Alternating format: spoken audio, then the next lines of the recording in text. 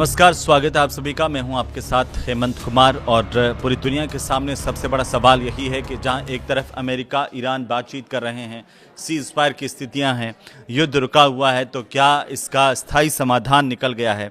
आज की खबर ऐसी है जिसे सुन करके आप चौंक जाएंगे, क्योंकि अमेरिका ने ईरान के मिसाइल ड्रोन ठिकानों पर बड़ा हमला किया है और ईरान ने भी इस पर जवाबी कार्रवाई की है।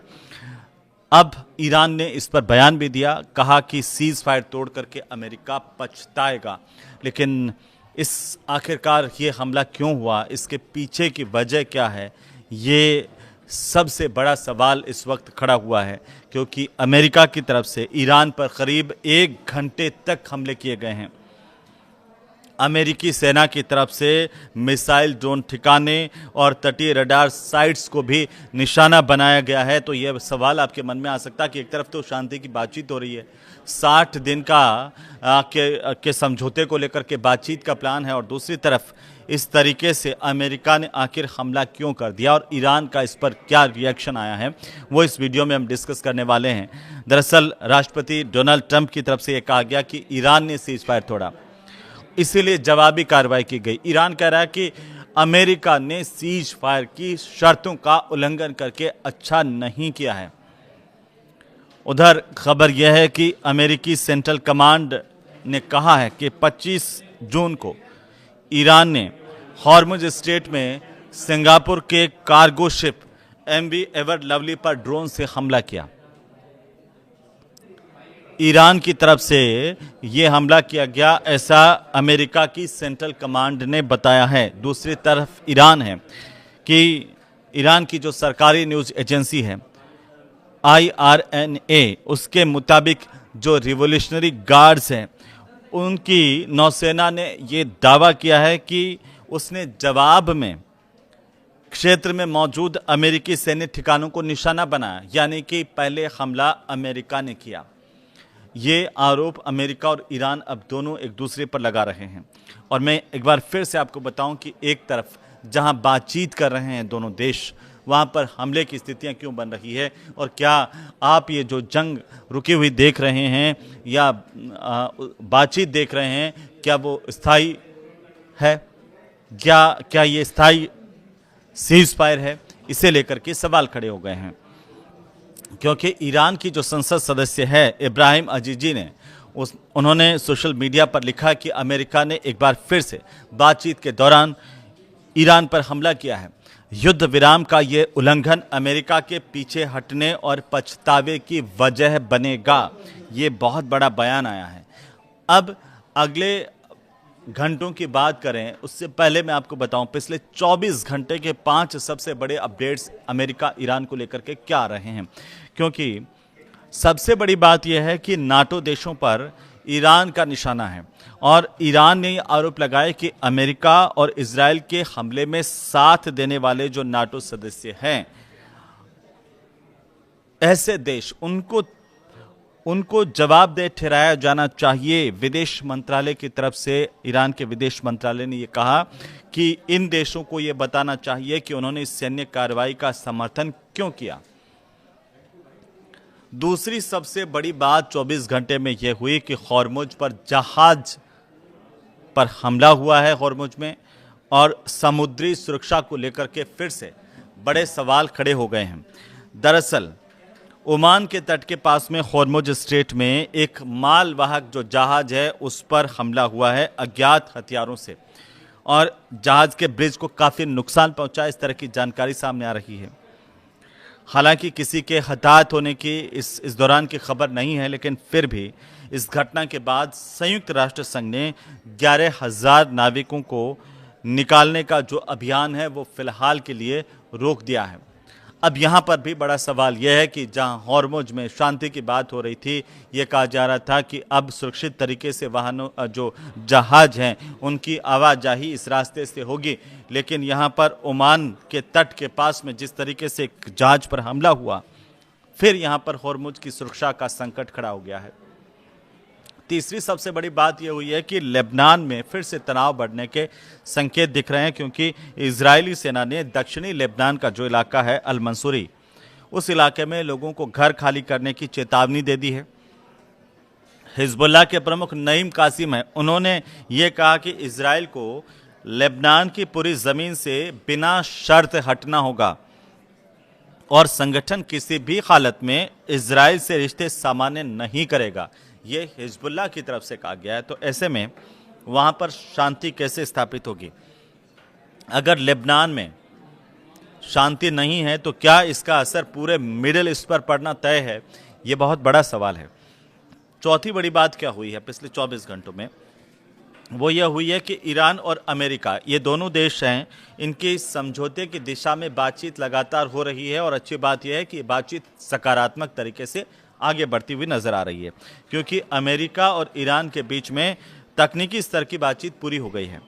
दोनों देशों ने 4 संयुक्त कमेटियां आपस में बनाने और 60 दिन में एक अंतिम समझौते पर पहुंचने, अंतिम समझौता करने के लिए एक रोडमैप तैयार करने पर आपस में सहमति बनाई है। यह अच्छी बात है। रूस ने भी इसे लेकर के ये बयान दिया, कहा कि अंतिम समझौता होने पर संयुक्त राष्ट्र सुरक्षा परिषद में उसका वो समर्थन करेगा। ये रसिया की तरफ से कहा गया है। वहीं परमाणु कार्यक्रम पर क्या हुआ है और तेल बाजार के हाल क्या है, ये हर कोई जानना चाह रहा है। खासतौर पर भारत के लोग ये अमूमन जानना चाहते हैं कि आखिर तेल बाजार में क्या चल रहा है, क्योंकि क्या वहाँ पर तेल बाजार में क्रूड ऑयल की कीमतें गिर रही हैं, स्थायी हैं या बढ़ रही है, और अगर कीमतें गिरती हैं तो भारत के तेल बाजार में इससे का असर क्या होगा, इस पर सबकी नज़र होती है। मैं आपको बताऊं कि IAEA की तरफ से यह कहा गया है कि उसकी टीम जल्द ही जो ईरान के परमाणु ठिकाने हैं उनका निरीक्षण करेगी। दूसरी तरफ हॉर्मुज के इलाके में तनाव के चलते कच्चे तेल की कीमतों में एक बार फिर से तेजी देखी जा रही है। तो आप ये मान के चलिए कि अभी स्टेबल नहीं है तेल की कीमतें, खासतौर पर क्रूड ऑयल को लेकर के हम बात करें, जबकि भारत की तरफ से जो कमर्शियल LPG की सप्लाई है उस पर तमाम तरह की जो पाबंदियां युद्ध के दौरान लगाई गई थी, वो पाबंदियां हटा करके आपूर्ति पूरी तरह से सामान्य करने का फैसला किया गया है। लेकिन जो अभी अभी अपडेट आ रही है वो मैं आपको बताऊं कि लेबनान पर इजराइल का कब्जा करने की जानकारी भी सामने आ रही है और कहां कहां आखिरकार लेबनान और इजराइल के बीच में ये जो प्रतिद्वंदिता चल रही है, युद्ध चल रहा है, उसमें समस्याएं आती नज़र आ रही है। तो एक बड़ा हिस्सा है जहां पर इजराइल ने कब्जा किया है और युद्ध यहां पर थमता हुआ नज़र नहीं आ रहा है। लेबनान और इजराइल के मामले को लेकर के अभी और इंतज़ार करना होगा। लेकिन फ़िलहाल हम आपको बता दें कि हॉर्मुज पर जिस तरीके से नियंत्रण दिखाने की कोशिश में दोनों जुटे हुए हैं, अमेरिका और ईरान, और यही वजह है कि हॉर्मुज पर अब लगातार अभी भी जो सुरक्षा है जहाज़ों की, उसको लेकर के संकट के बादल मंडरा रहे हैं। मैं आपको बताऊं कि जो एक्सपर्ट हैं उनका ये मानना है कि ईरान अमेरिका दोनों ये आपस में दिखाना चाहते हैं कि हॉर्मुज स्ट्रेट पर नियंत्रण रखने और वहाँ पर गतिविधियों को प्रभावित करने की जो क्षमता है वो उनके हाथ में है। अमेरिका भी यही दिखाना चाहता है पूरी दुनिया को, ईरान भी यही दिखाना चाहते हैं, और हर कोई ये जताने की कोशिश में है कि हॉर्मुज के दादा हम हैं और यहाँ से जो गुजरेगा वो हमसे परमिशन लेके गुजरेगा। ये अमेरिका भी कह रहा है, ईरान भी कह रहा है। और इसी वजह से ये जो हालिया तनाव है, जहां पर हॉर्मुज में भी जहाज पर हमले होने की खबरें आ रही है, वो इसी वजह से आ रही है, ये एक्सपर्ट्स का मानना है। और ये भी बता रहा कि ईरान और अमेरिका के बीच में जो MOU है वो बेहद नाजुक स्थिति में है अभी भी, और किसी भी समय आप टूट सकता है। इस तरह की आशंकाएं एक्सपर्ट्स की तरफ से जताई जा रही हैं। अंतर्राष्ट्रीय मीडिया में जिस तरह की खबरें चल रही हैं, आपको बताएं कि दोनों देशों के हित में यही है कि हालात युद्ध में नहीं बदलें, इसको लेकर के दोनों देश काम करें। जो विशेषज्ञ हैं वो ये चाहते हैं, उनकी राय भी यही है। हालांकि बातचीत के साथ साथ अगले 60 दिनों पर सबकी नज़र है कि इस तरह के तनावपूर्ण घटनाक्रम बार बार देखने को मिल सकते हैं बातचीत के दौरान, लेकिन बातचीत नहीं रुके, बातचीत टूटे नहीं, ये बहुत महत्वपूर्ण बात होगी। अगर ऐसा नहीं हुआ तो हो सकता है कि अंतिम स्तर तक बातचीत पहुंचे और मिडिल ईस्ट में शांति पूरी तरह से बहाल हो जाए। लेकिन अभी जो जानकारी आज आई उसके मुताबिक लेबनान और इजराइल के समझौते के विरोध में बेरूत में भी रैली हुई है। जो लेबनान की राजधानी है बेरूत, वहाँ पर हिजबुल्लाह समर्थक जो है वो इजराइल और लेबनान समझौते के विरोध में सड़कों पर प्रदर्शन करते हुए देखे गए हैं। हिजबुल्लाह के जो समर्थक हैं उन्होंने सड़क जाम करने की कोशिश भी की है और कई जगह पर आग लगा कर के टायरों में प्रदर्शन किया है। और सड़क जाम भी हुई है, लोगों को आवाजाही में परेशानी भी हुई है। लेकिन अमेरिका इस पूरे हमले को लेकर के क्या कह रहा है कि आखिर किसने सीज़फायर इस वक्त तोड़ा है, जब दोनों देशों के बीच में 60 दिन की बातचीत चल रही है। तो ईरान के विदेश मंत्रालय का एक बयान आया है अभी अभी, वो मैं आपको बताता चलूँ कि ईरानी सेना ने अमेरिका से जुड़े जो ठिकाने हैं उन पर हमला किया है। ये जानकारी ईरान के विदेश मंत्रालय की तरफ से साझा की गई है और मंत्रालय के मुताबिक ये जो कार्रवाई है वो ईरान के दक्षिण तटीय इलाकों में हुए अमेरिकी हवाई हमलों के जवाब में की गई।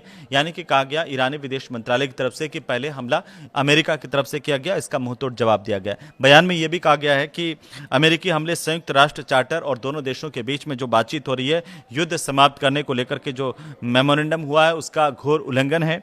और ईरान ने हालांकि ये नहीं बताया कि किन ठिकानों को निशाना बनाया गया है और वे किस स्थान पर स्थित हैं, लेकिन इसे लेकर ईरान ने कड़ी प्रतिक्रिया दी है।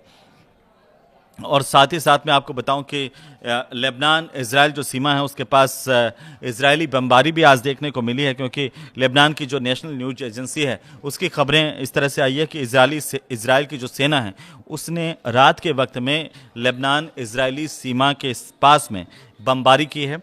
और ये जो इलाका है सीमा से करीब 1.5 किलोमीटर दूर बताया जा रहा है। अभी ईरानी मीडिया ये दावा कर रहा है कि जो अमेरिका की तरफ से हमले किए हैं उनमें किसी तरह का हालांकि कोई नुकसान नहीं हुआ है, लेकिन इसमें युद्ध की आशंकाएं लगातार फिर से गहराती नजर आ रही है। आपको क्या लगता है कि क्या ये युद्ध कभी रुक पाएगा, और आखिर क्यों बार बार जब एक तरफ शांति समझौता हो रहा है, बातचीत हो रही है, ऐसे वक्त में अमेरिका या ईरान क्यों ये आपस में हमला करने का जोखिम उठा रहे हैं? क्या चाहते हैं दोनों देश? इस पर टिप्पणी कीजिए, कमेंट कीजिए, और ये वीडियो आपको अच्छा लगे तो हमें ज़रूर बताइए और साथ ही इसे शेयर भी कीजिए, लाइक भी कीजिए। नमस्कार।